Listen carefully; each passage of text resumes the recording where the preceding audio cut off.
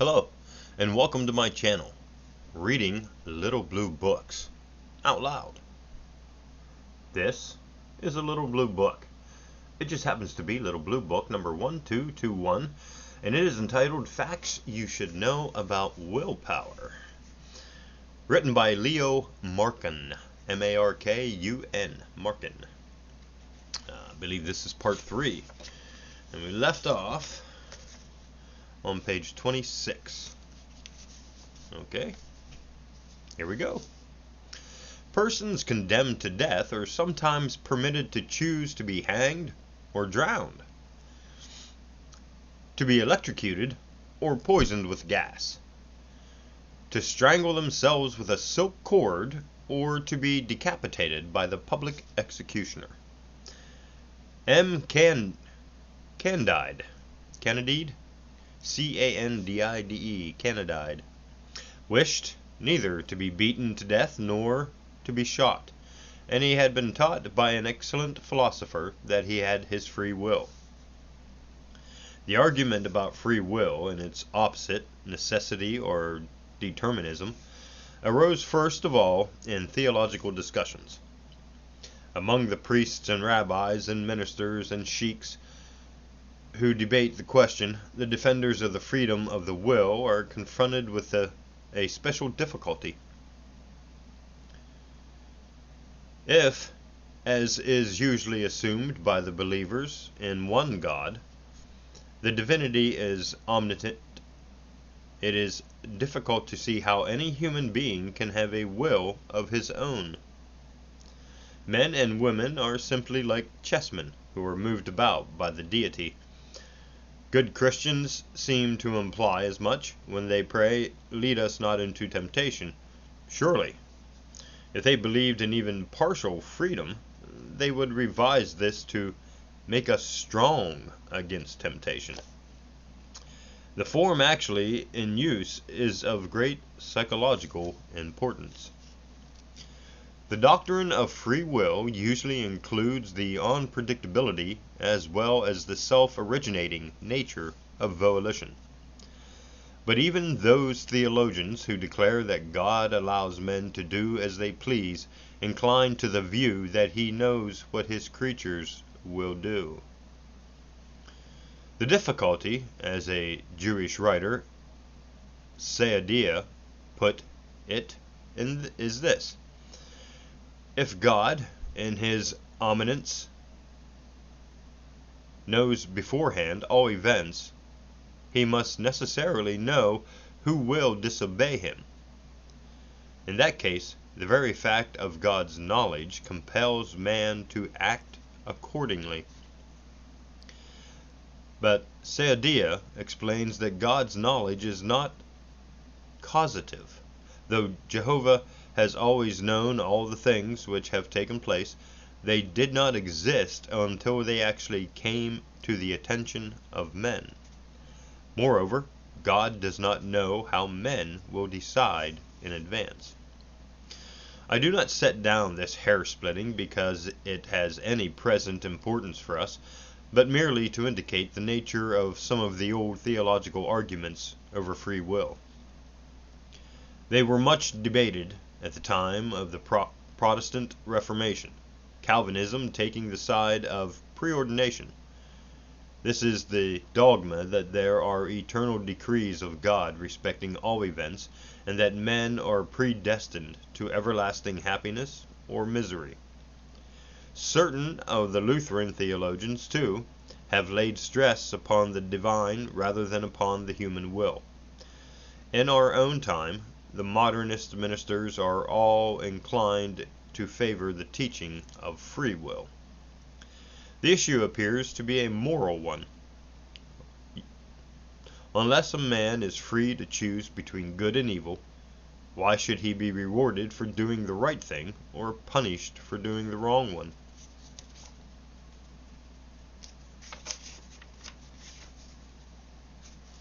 The liberal theologians are anxious to think of God as a just judge.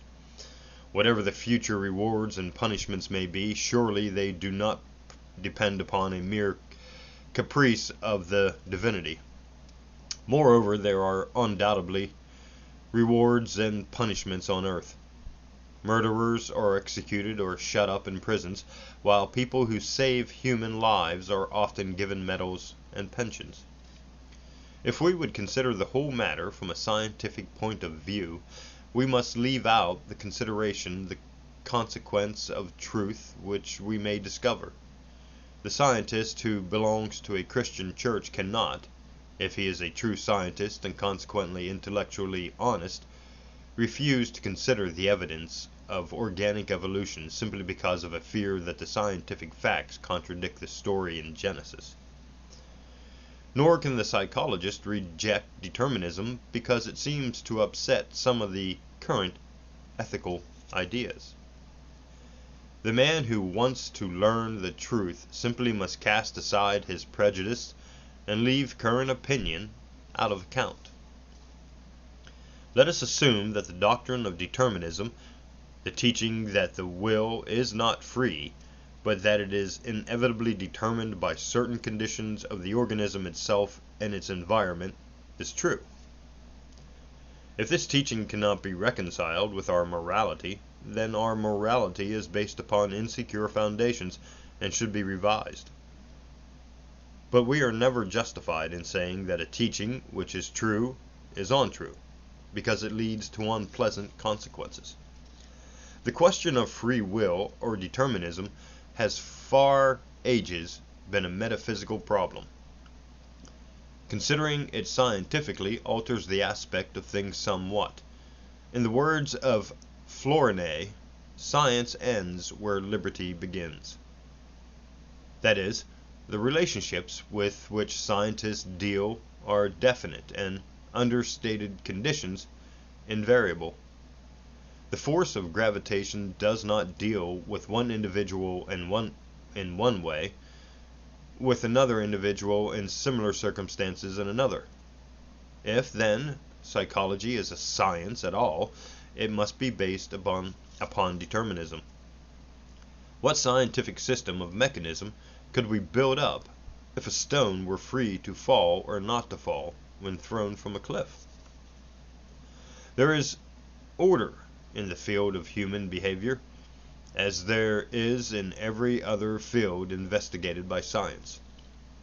For a variety of reasons, psychology is at present something less than an exact science. There seems to be no reason, however, why it should conceive of a soul or a will which is supernatural. Not all the laws, not all the relationships of psychology have been discovered, but certainly much more than a beginning has been made. In our day, there are still attempts to explain all life in terms of a mystical, vital impulse. Such theories, although they would have been worthy of the great Greek thinkers, seems to have no place in a world which has learned the first principles of scientific method. So too, in psychology, we are bound to seek order, not to find isolated phenomena explicable only by individual caprice. Du Bois says, analyze any particular action, either the devotion of a martyr or the most shocking crime, and you will always find an imperious motor impulse which has determined the action. And he goes on to quote the words of one of his patients. The will drops passively into the beaten path which sentiment and reason have worn for it. It is no mere accident that one man stands passively by while another rushes into a burning building and rescues an old woman. Behind the behaviors of each are the experiences of a lifetime. The hero is such because his parents were A and B. His education consisted of C, D, and E. The coward is the product of parents H and I, and an education which we may designate as J and K and L. Of course, such a formula is too simple exactly to represent the facts. The hereditary factors are extremely complex. Two brothers, for instance, may be in appearance as well as in character totally different. By no means are the factors of education, in the wildest sense, or environment capable of explanation in a few terms. Scientific laws of heredity are now fairly well understood. We are not surprised to find that the son of habitually drunken parents should himself be a drunkard. Sometimes such a characteristic skips a generation, only to reappear in the grandchildren. The inclination to drunkenness may, indeed, under certain circumstances, fail to appear at all. If the weak individual is absolutely unable to obtain alcoholic beverages, he may never be a drunkard. His inherent weakness, nevertheless, is likely to manifest itself in some other direction. If prohibition should ever be an actuality in practice, in the United States, it may help the weak-willed to survive. As things are, people of this type are extremely likely to kill themselves with the excessive use of alcoholic beverages before they have a chance to beget weak-willed sons and daughters.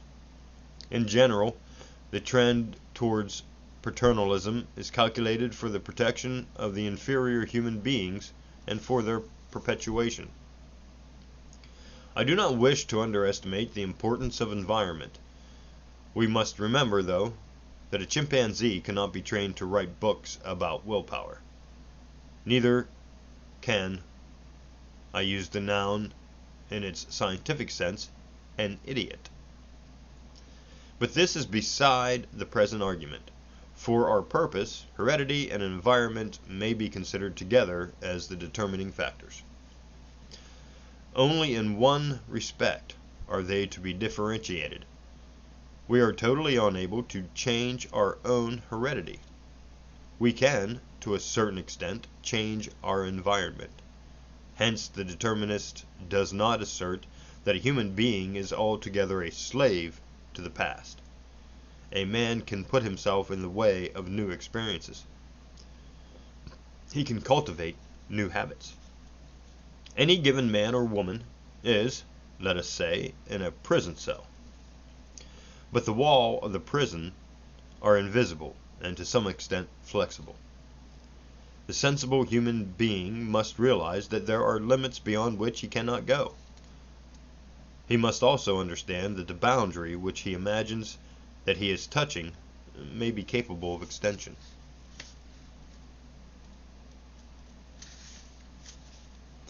In judging oneself, one must realize the flexibility of the prison walls. In judging others, one must make allowance for the limits of possibility in each case. The Christian myth makes Jesus declare that no one should throw stones at the adulterous woman who is not himself sinless. This does not go far enough. There are a good many virtuous people who assert that their own sanctity qualifies them to act as executioners. Too often their sinlessness means either that they have never been strongly tempted or that their willpower is weak. The queen, who thought that people who were unable to produce bread should eat cake,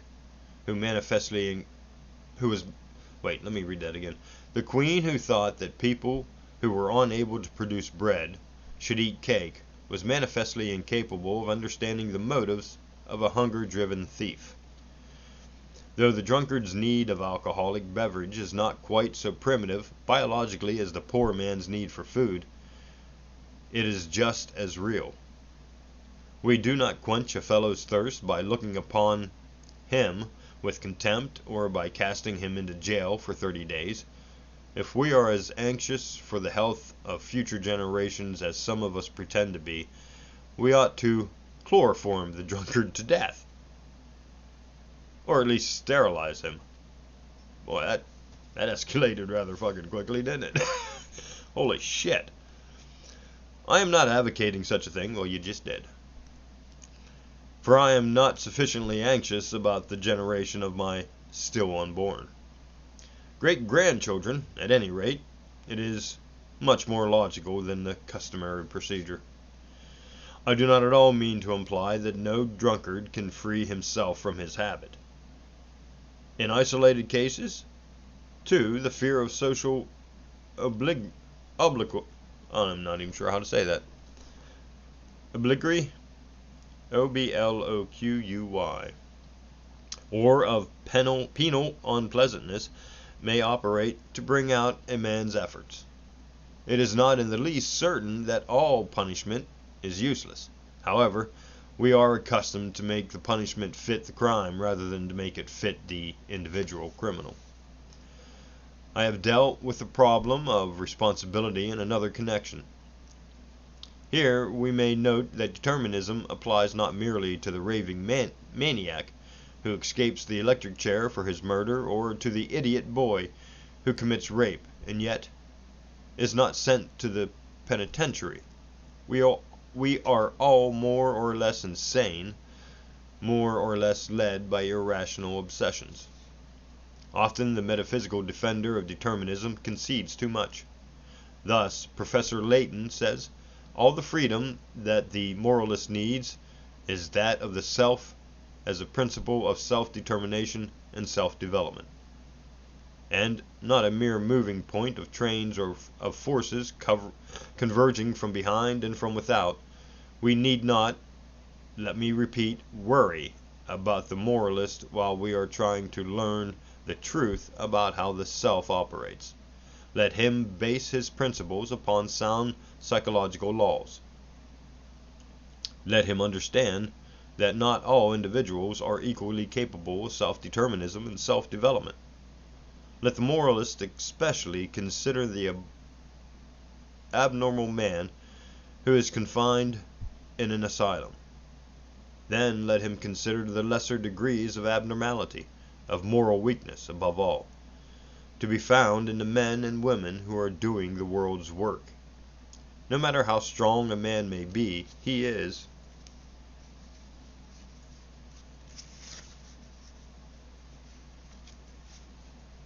deceiving himself when he talks of his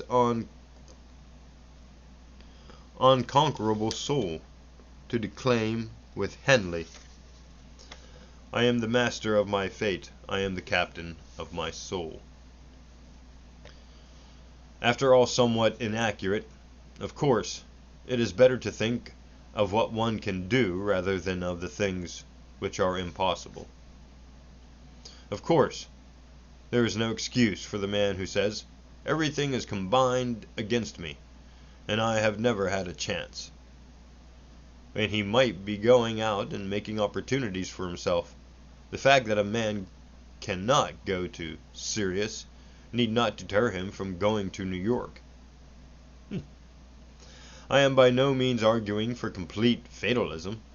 There is such a thing as altering and improving one's fate, yet it does us no good to deny the existence of literal or figurative prison bars. For instance, we need not despair when we realize that we shall not live forever. Instead, we prepare ourselves to make the most of our limited time upon the earth. We do not waste our efforts upon the unattainable, but conserve them for the struggles of life. To renounce what is beyond our reach is an indication of strength, not of weakness. Undoubtedly, the idea of determinism is most useful in studying the conduct of others. John Stuart Mill defines the conception under the name of the philosophical doctrine of necessity, as the teaching that, given the motives which are present in an individual's mind, and given likewise the character and disposition of the individual, the manner in which he will act might be unerringly inferred. That if we knew the person thoroughly, and knew all the inducements which are acting upon him, we could foretell his conduct with as much certainty as we can foretell any physical event. The given cause will be followed by the effect, subject to all possibilities of counteraction by other causes. We may say of any normal person, with Mill, that his character is formed by his circumstance, including among them his particular organization. but his own desire to mold it in a particular way is one of these circumstances, and by no means one of the least influential. Yet we must not be led astray by words. The desire to change one's own character is also part of, and a fair index to, the character itself. The perfect rogue has no desire to become less roguish. The wicked man who wishes to become good is not entirely wicked. Characters change, to be sure, but always the impulsions come from behind and from without. It seems old to find Mill repeating the error of Epicurus and other moralists. It is said with truth, he tells us, that none but a person of conflicted virtue is completely free, for all others have surrendered to their weakness. If the bad man is a slave to his badness, then the good man is just as truly enslaved by his goodness. Which of the two slaveries is socially preferred need not, for the sake of the present argument, in the least concern us. Mill appears to assume that unscrupulous people are all weak, while those who have scruples which